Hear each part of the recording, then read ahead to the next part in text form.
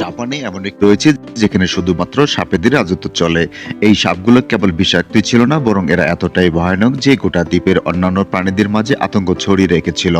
এদের কামড়ে প্রতি বছর কয়েকশো মানুষের প্রাণ বিনাশ হয়ে যেত, আর এখানে সরকারের কাছে এর কোনো সমাধান ছিল না। কিন্তু হঠাৎ একদিন জাপানের সরকার এমন এক সিদ্ধান্ত নেয় যা কেবল ওই দ্বীপের অধিবাসীরা নয়, বরং সম্পূর্ণ জাপানিরাই হতবাক হয়ে যায়। সাপেদের বংশ ধ্বংস করার জন্য তারা আমাদের দেশ থেকে কিছু বেজি নিয়ে এসে এই দ্বীপে ছেড়ে দেয়। বেজি এমন এক প্রাণী যারা সাপেদের তাড়া করার জন্য আর মারার জন্য বিখ্যাত। এরা সাপ হত্যা করাকে এক ধরনের খেলা মনে করে। জাপানি বিজ্ঞানীদের কাছে এটাই একমাত্র উত্তম সমাধান বলে মনে হয়েছিল। কিন্তু তখন কেউই ভাবেনি এমন অদ্ভুত সিদ্ধান্তে কতটা ভয়ানক পরিণাম হতে পারে। এটা এমন এক সিদ্ধান্ত ছিল যা প্রকৃতির নিয়মকে ভঙ্গ করে। কিন্তু প্রকৃতির সঙ্গে খেলার পরিণাম যে কতটা ভয়ানক হতে পারে, জাপানিরা 25 বছর পর হারে হারে টের পায়। ফেরজ বাংলার আরো একটি নতুন এপিসোডে আপনাকে স্বাগতম। 1970-এর দশকের দিকে জাপানের আমি ও সীমা আইল্যান্ডের বসবাসকারী জনগণ এক ভয়ানক শত্রু আক্রমণের সম্মুখীন হতে থাকে, যার নাম হাবু সাপ। পুরো ওশিমা দ্বীপ জুড়ে এই সাপ ছবলের তাণ্ডব চালিয়ে বেড়াতে শুরু করে, কারণ এরা পুরো দ্বীপে ছড়িয়ে পড়েছে। প্রতি মাসে প্রায় 100 জনের বেশি ব্যক্তি এই সাপের কামড়ে শিকার হতো। হাবু সাপ অন্যান্য বিষধর সাপদের থেকে অনেক বেশি বিষাক্ত। এর কামড়ে ব্যক্তির উচ্চ রক্তচাপ আর বমি হতে থাকে, আর সঠিক সময় চিকিৎসা না করলে ব্যক্তির মৃত্যু নিশ্চিত। বেশিরভাগ এই সাপগুলোর চাষযোগ্য জমি আর পশুপালন এরিয়াতে বাস করত। আর এই কারণেই মাঝে মধ্যে চাষিদের পা এই সাপের গায়ে ভুল করে পড়ে যেত। কিন্তু সমস্যা হলো, সেই সময় এই সাপের বিষের জন্য কোনো প্রতিষেধক ছিল না। যদিও জাপানি বিজ্ঞানীরা এই সাপের বিষের জন্য অ্যান্টিভেনম বানানোর অনেক প্রচেষ্টা চালায়, ফাইনালি তারা একটি প্রতিষেধক আবিষ্কার করে ফেলে। কিন্তু তারপরেও একটি বড় সমস্যা হলো, এই মেডিসিনকে স্টোর করে রাখার জন্য প্রয়োজন হাইটেক মেডিকেল সেন্টার, যেখানে রেফ্রিজারেটরের জন্য বিদ্যুতের প্রয়োজন রয়েছে। কিন্তু সাল 1980-এর দিকে জাপানের গ্রাম্য এলাকাগুলিতে এই ধরনের বিশেষ কোনো সুবিধা ছিল না। সাপে কাটা ব্যক্তিকে মেডিকেল সেন্টারে নিয়ে যাওয়ার পূর্বে রাস্তাতেই মারা যেত। পরিস্থিতি এতটা ভয়ানক হয়ে যায় যে আবু সাপের কামড়ে ভয়ে চাষিরা নিজের জমি ছেড়ে শহরের দিকে কাজের সন্ধানে বেরিয়ে পড়ে।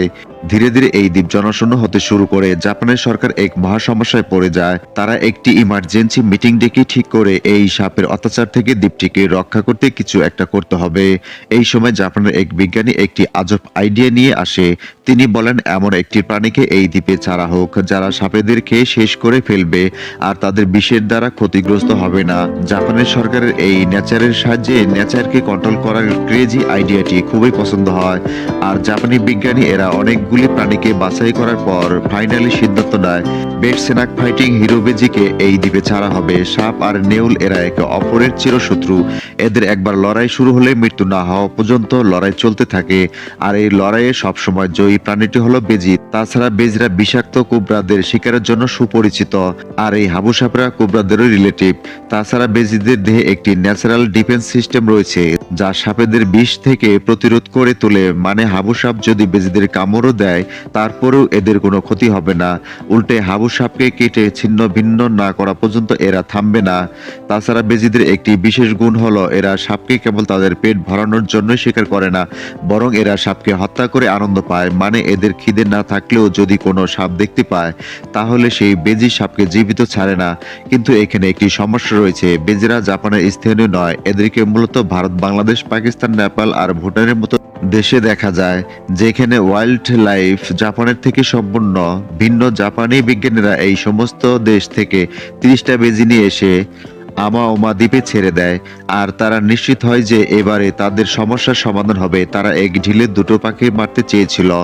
এই বেজিগুলো সাপ আর ইঁদুর দুজনের অত্যাচার থেকে দ্বীপটাকে বাঁচাবে। কিন্তু কয়েক বছর পর যখন তাদের সংখ্যা 40 থেকে 40,000 পৌঁছে যায়, এদের বিহেভ দেখে জাপানি বিজ্ঞানীরা হতবাক হয়ে যায়। তারা লক্ষ্য করে এই বেজিগুলো সাপ শিকারের উপর কোনো রকম রুচি দেখায়নি। উল্টে সাপের সাথে তাদের সংখ্যা বেড়েই চলেছে। আসলে হাবু সাপ একটি নিশাচর প্রাণী। এরা কেবল রাতের বেলায় তাদের গর্ত থেকে বের হয়, আর রাত হয়ে গেলে শিকার করে না। আর যদি দিনের বেলা এরা মুখোমুখি হয় তারপরেও বেজিরা এদের হত্যা করতে কোনো ইন্টারেস্ট দেখাতো না। উপরন্তু প্রতিটা ওষুধের যেমন সাইড ইফেক্ট থাকে ঠিক তেমনি এই মিশনের একটি সাইড ইফেক্ট দেখা দেয়। দিনে সাপ না পাওয়ায় তারা পেট ভরানোর জন্য এই দ্বীপে ছোট আকারের দুর্লভ খরগোশদের ধরেই খাওয়া শুরু করে দেয়। শুধু তাই নয়, এখানে স্থানীয় পাখিদের সংখ্যা বিলুপ্তের পথে নিয়ে যায়। এই বেজিরা গাছে উঠে পাখিদের বাসা থেকে ডিম চুরি করে খেয়ে নিত। সেই সাথে এরা চাষিদের ফসল নষ্ট করা শুরু করে।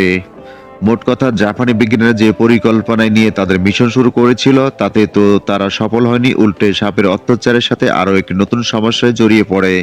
1980 এর দিকে যেখানে জাপানের 40টা বেজি ছাড়া হয়েছিল, 25 বছর পর এদের সংখ্যা হয়ে দাঁড়ায় 50,000। আর এরা তাদের শত্রু ছেড়ে এই দ্বীপে মূল প্রাণীকেই নষ্ট করা শুরু করেছে। স্থানীয় মানুষরা হঠাৎ করেই নিজেদের চারপাশে বিশাল পরিবর্তন লক্ষ্য করে। যেসব প্রাণীদের তারা দেখতে পেত তাদের অনেকেই অদৃশ্য হয়ে যেতে শুরু করে। হঠাৎ এমন চেঞ্জ দেখে তারা সহজেই বুঝে যায় যে বেজিরা সাপ মারছে না, বরং তারা প্রাকৃতিক বিপর্যয় ঘটাচ্ছে। জাপানি বিজ্ঞানীদের আর বুঝতে বাকি নেই, এভাবে চলতে থাকলে একটা সময় জাপানের মূল জীব বৈচিত্র্যকেই এরা নষ্ট করে দেবে। এরপর শুরু হয় আরো একটি নতুন যুদ্ধ। এবারে যুদ্ধ মানুষ আর বেজির মধ্যে। 2000 সালের দিকে বেজি ধরার জন্য এক বড় মিশন শুরু হয়। মানুষ ফাঁদ বসালো আর কুকুরের সাহায্য নিল। লোকজনের মধ্যে আতঙ্ক ছড়িয়ে পড়ল। বেজির সংখ্যা ক্রমশ বেড়েই চলেছে আর মানুষ বুঝতে পারলো তাদের নতুন শত্রুর মোকাবেলা করা এখন প্রতিনিয়ত কঠিন হয়ে যাচ্ছে। জাপানের সরকার অবশেষে এই মহাবিপদের গুরুত্ব বুঝতে পারে। আর তাই তো তারা 2000 সালের শুরুর দিকে বেজির মুখ অপারেশন ঘোষণা করে। এদেরকে ধরার জন্য সরকার থেকে সরাসরি আদেশ ঘোষণা করা হয়। সরকার বেজি ধরার জন্য এক বিশেষ দল গঠন করে। সমগ্র আমি ও সীমার দ্বীপ জুড়ে এক বিশাল অভিযান শুরু হয়। কিন্তু বেজির মতো ছোট আর দ্রুত প্রাণীকে বন্দী করা এতটা সহজ কাজ ছিল না। এই কারণে জাপানি সরকার সেই এলাকাগুলিতে ক্যামেরা সেট করে রেখেছিল যেখানে সব থেকে বেশি বেজি দল বাস করত। এই ক্যামেরার সাহায্যে বেজিদের যাতায়াতের পজিশনকে রেকর্ড করা হতো আর এই রাস্তাগুলিতে বেজিদের বন্দী করার জন্য এক বিশেষ ট্যাব সেট করে রাখতো। যেখানে এদের সংখ্যা বেশি সেখানে এদের পছন্দের খাবারে বিষ মিশিয়ে রেখে দেওয়া হতো যাতে এই বিষাক্ত খাবার খেয়ে বেজিরা মারা যায়। এর সাথে সাথে বেজি ধরার জন্য কুকুরদের ট্রেনিং দেওয়া হয় আর এই ট্রেনিং প্রাপ্ত কুকুরগুলো বেজিদের বাসাকে খুঁজে বের করে ফেলতো। প্রতি রাতে এই দলটা দ্বীপে অভিযান চালাতে থাকে আর অভিযান এভাবেই চলতে থাকে বছরের পর বছর ধরে। অবশেষে 2018 সালে জাপানের সরকার ঘোষণা করে আমি ও সীমার দ্বীপ এখন সম্পূর্ণ বেজি মুক্ত। এই মিশনে প্রায় 40,000 বেজিদের বন্দী করা হয়েছিল আর বাকিদের বিষ দিয়ে মেরে ফেলা হয়। শুনতে দুঃখজনক লাগলেও তাদের কাছে আর কোনো উপায় ছিল না। এই বেজির দল প্রায় 15টা প্রজাতির প্রাণীকে নষ্ট করে দিয়েছে। ইতোমধ্যে এই দ্বীপে সাপের কামড়ের সংখ্যা ক্রমশ কমে আসে। তবে এর কারণ বেজিরা নয়, বরং এই দ্বীপে মানুষের প্রচেষ্টায় হাবু সাপেদের জন্য এখানে জনগণ বিভিন্ন ধরনের টেপ সেট করা শুরু করে। প্লাস 2005 সাল থেকে এখানে অ্যান্টি ভ্যানম অ্যাভেলেবল হয়ে যায়। বর্তমানে আমি ও মাই আর বেজিদের দেখা যায় না, কিন্তু এখনো এই দ্বীপে হাবু সাপ আর ইঁদুর কমন প্রাণী। কিন্তু আসল ঘটনা কি তাহলে এখানে শেষ? দুঃখের সাথে বলতে হয় বেজির সাথে কয়েক দশক ধরে লড়াই করার পর মানুষ জয় হয়েছিল ঠিকই, কিন্তু সেই সকল বেজির দল দ্বীপটার যে ক্ষতি করেছে তা এখনো অপূরণীয়, কারণ এখনো এই দ্বীপে জীব বৈচিত্র্যকে পুরোপুরিভাবে রিকভার করতে পারেনি। এই ঘটনা থেকে একটি শিক্ষাই পাওয়া যায়, মানুষ যত বড়ই বুদ্ধিমান প্রাণী হোক না কেন, নেচারের বিরুদ্ধে গিয়ে কখনোই তারা নিজেদের স্বার্থকে পূরণ করতে পারবে না। আমাদের মনে রাখতে হবে প্রকৃতি ভারসাম্যকে রক্ষা করা আমাদের দায়িত্ব, আর এটাকে নষ্ট করার অর্থ হলো ভবিষ্যতে নিজেদের বিপদ নিজেরাই ডেকে আনা। ভিডিওটি ভালো লাগলে অবশ্যই একটি লাইক দিবেন, শেয়ার করবেন এবং চ্যানেলটি সাবস্ক্রাইব করে পাশে থাকা বেল আইকনটি বাজিয়ে রাখবেন।